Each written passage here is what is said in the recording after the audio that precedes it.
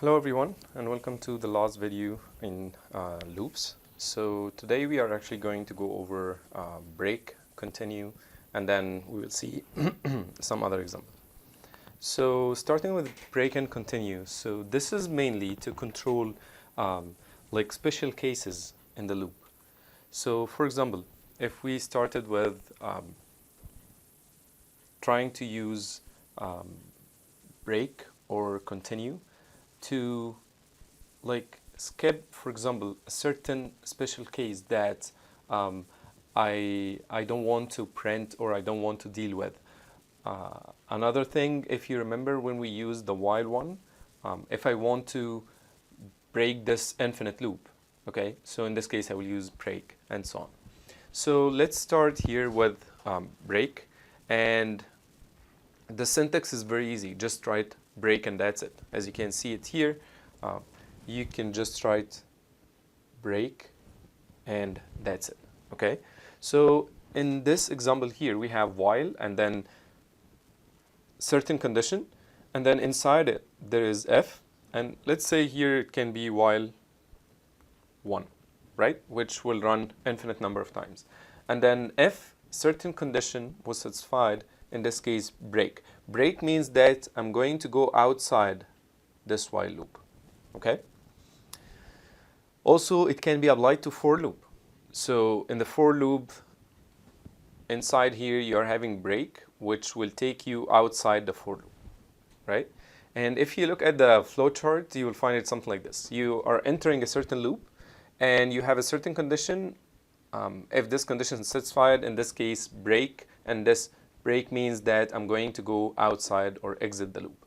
If you didn't, so you will continue with the loop all the time if the answer to break is no.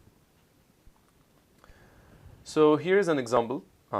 Calculate the sum of up to 10 numbers until the user enters negative value, then break. So you are going to go with the entries until the user enters a negative value. In this case, I will have an if condition.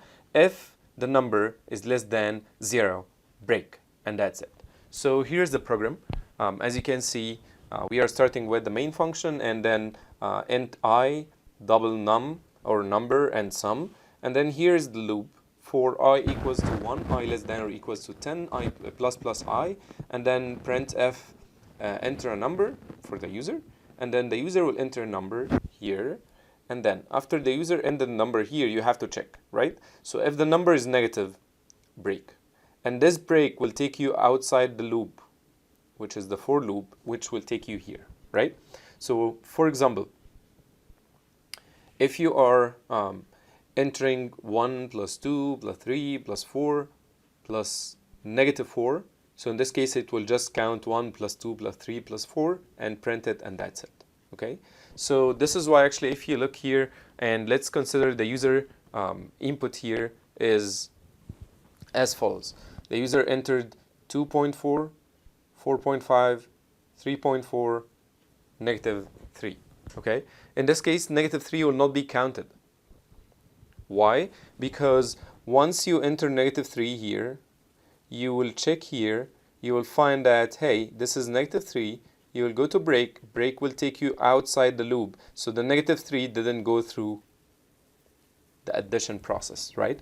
Which is adding the previous numbers. So in this case, I will just go directly to print, and in this case, it's printing the addition of the positive numbers only, which is 2.4, 4.5, 3.4, which is finally 10.3.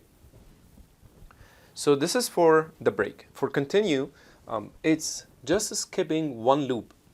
So for example, if I'm having a certain condition and I said continue, I will jump directly to the loop if it is for loop or while loop and check the condition there and continue in the loop. So for example, if I'm checking for numbers from 1 to 10 and I'm saying, hey, if you have the number 5, continue. This means that I will just go over 1, 2, 3, 4, and then once I found 5, I will just jump back, and then it will be 6, 7, 8, and so on. Okay, so you can see here the syntax is very easy. Again, just write continue and that's it. And take the same example here. Let's say this is while 1. And then if a certain condition was satisfied, continue. What the meaning of continue? Return back directly to the beginning of the while loop without going to whatever syntax here or statements. Okay. And again, it can apply to a while loop or a for loop. Okay, so let's see an example for continue, and let's try to write it with each other. So calculate the sum of 10 numbers. However, skip every negative 1 from the calculation. So you are going to, it's the same example as break, but in break we just break when we find a negative number, right? Here we are going just to skip the negative number and continue again to ask the user to enter other numbers. So in this case, the program will change here. Instead of having if number less than 0, we have if number less than 0. Instead of break, we will have continue, right? So in this case, what will happen? If the user entered a negative number, okay, let's say the user entered here -3, so I will go to the condition here. I will find that you are saying continue, so I will go back to the next count, right? If this is the 3rd iteration, I will just go to the 4th iteration and continue in the same way. So for example, here are the numbers that the user entered, okay, and finally I'm finding the sum. So this one will go directly without any problem. What the meaning of go directly? It will go over the loop here, and after finding the sum, it will go to ask for the next one, right? The same thing here, the same thing here, the same thing here, but when going to the negative number, it will say continue. What the meaning of continue here? Continue actually is not going to go here. It's going to skip this part, okay? The same thing for this negative number, the same thing for this negative number, the same thing for this negative number, and finally adding all positive numbers only and giving the sum, which is 59.70. Okay? So let's try to write this program with each other now. So here it's saying write a program to print the following sequence without those entries marked in red. So as you can see here, from what we had the last video, I know that this is actually just having 2 nested for loops, and both of them are going from 0 to 9, right?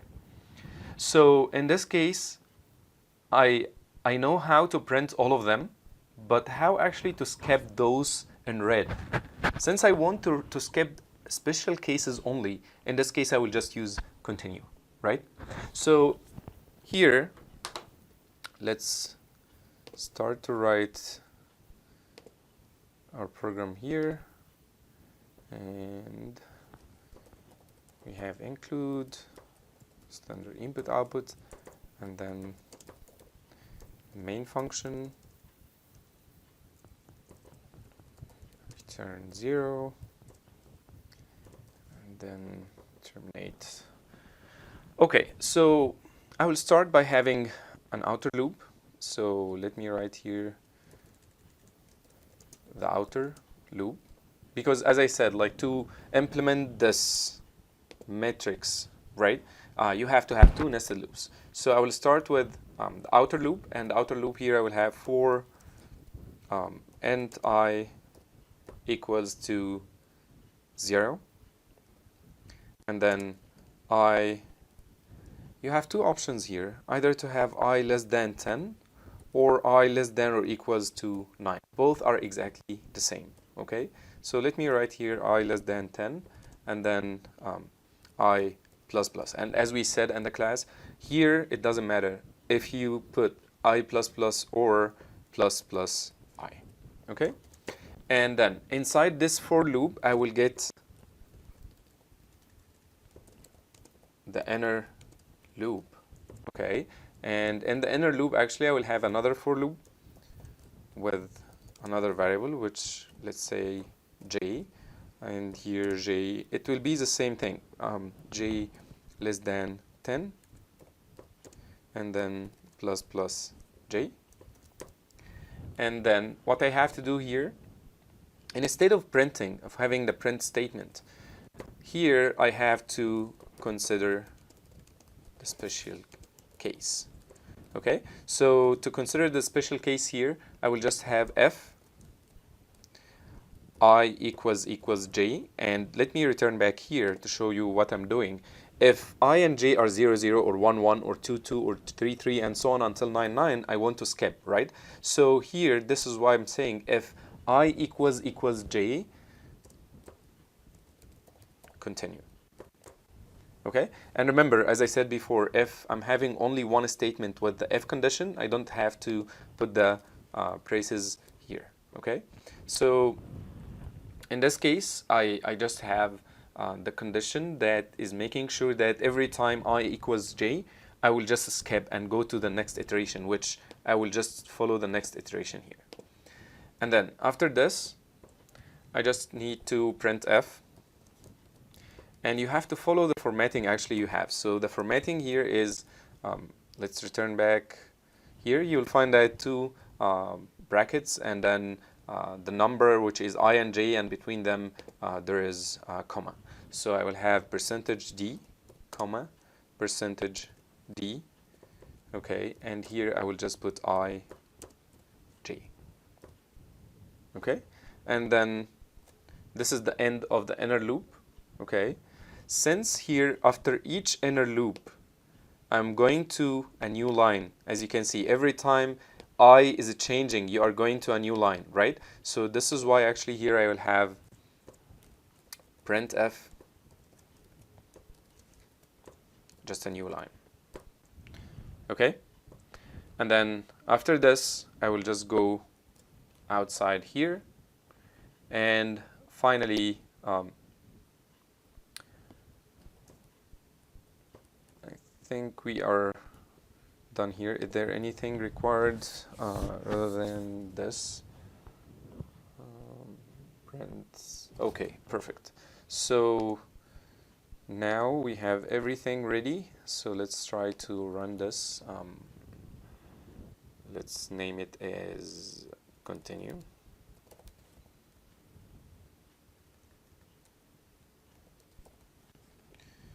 Okay, and then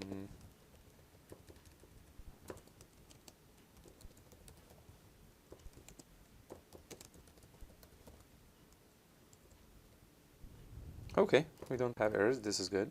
And then run it. And as you can see, I have starting from 0, 1, not 0, 0, because I kept this case.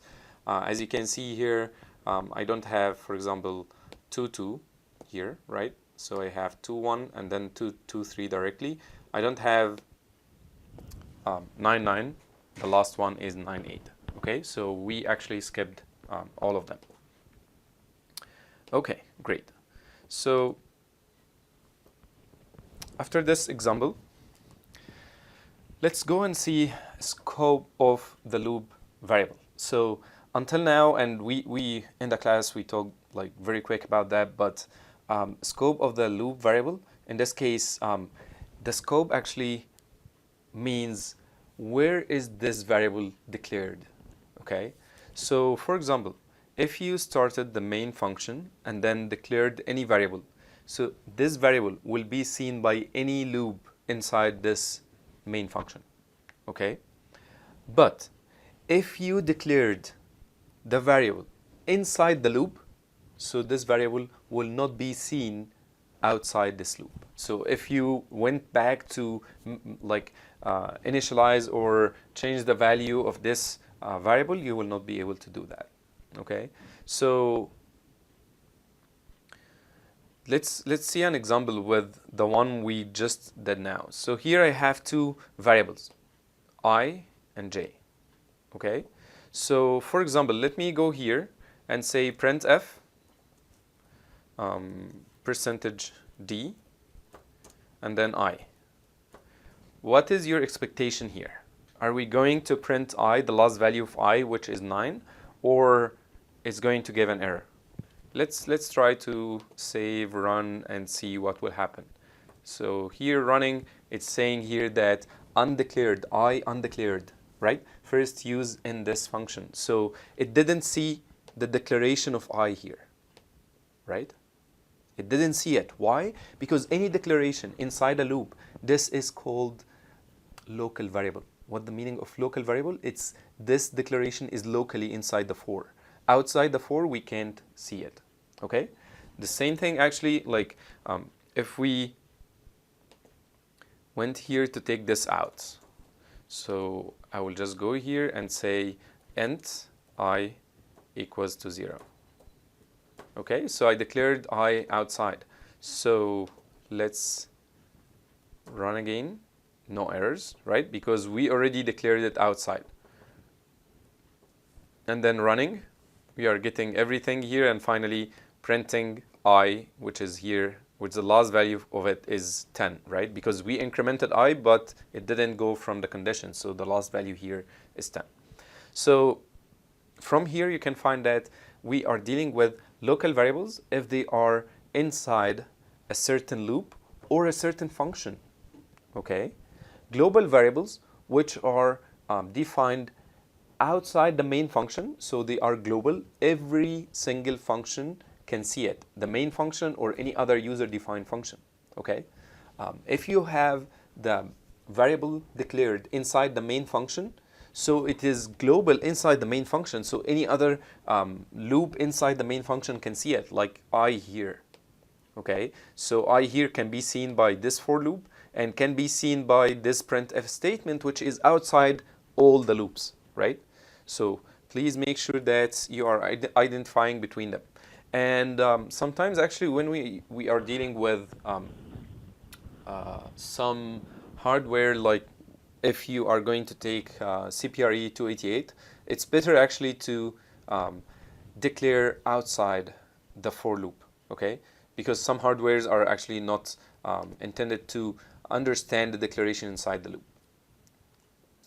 Okay, so this is for the declaration. Okay, so let's jump to the last thing we have today, which is if we, for example, want to model a pair of dice. So as you know, like the pair of dice, you are just rolling them and then throwing them, right? And whatever the two numbers coming up there on the surface, in this case, these are the numbers you are going to play with them or do anything with them, okay? So how to model them? Remember with me, the best way actually to model it is using the rand function, right?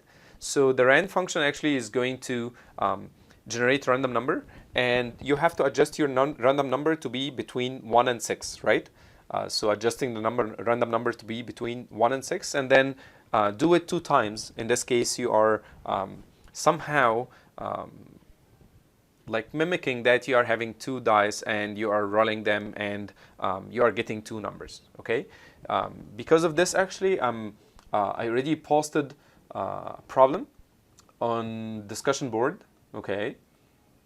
And here's the problem. Let me get it from discussion board to be in a nice formatting. So here's the problem actually. And I want everyone to try to practice it. Again, the solution is there on the discussion board, but you have to pause before seeing the solution. Okay, so this problem actually is asking you to create a game for a player versus a computer. So it's 2-player game. You can do it versus someone else. That's totally fine. Each player will roll a pair of dice, and then if the sum of the numbers coming out from the pair of dice for player 1 is greater than the sum for player 2, then player 1 is winner. Otherwise, player 2 will be the winner. Also, there is one case that it's a tie, okay, which is considered here, okay.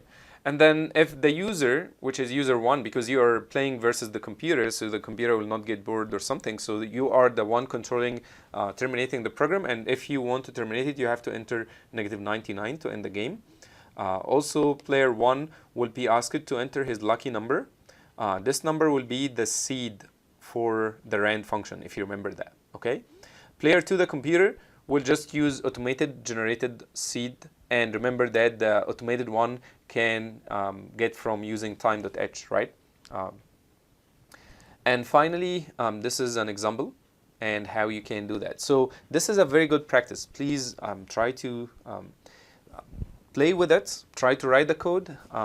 It doesn't matter that you wrote a code which didn't compile or anything, just post it there and look at my code which is posted, or your other colleagues that posted the code, and try to get just benefit from practicing more programming. Thank you very much for watching this video.